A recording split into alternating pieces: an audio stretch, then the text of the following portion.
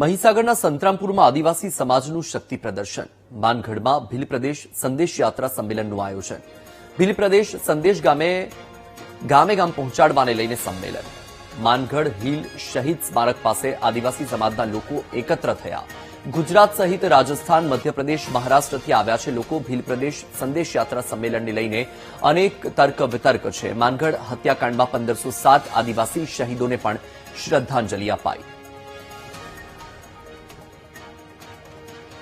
વધુ માહિતી આપી રહ્યા છે સંવાદદાતા વિશાલ પારેખ. વિશાલ, માનગઢ કે જે આદિવાસી લોકો માટે એક મહત્વનું સ્થળ છે અને ત્યાં જે આ સંદેશ યાત્રા સંમેલન યોજાયું તેને લઈને શું માહિતી?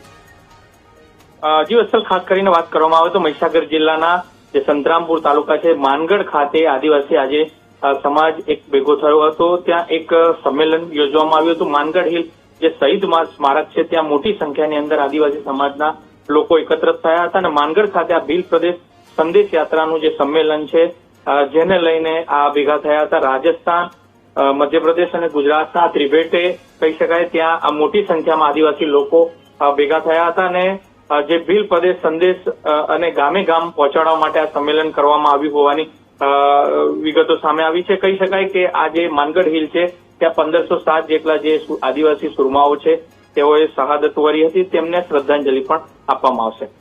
જી, માહિતી બદલ આભાર વિશાલ.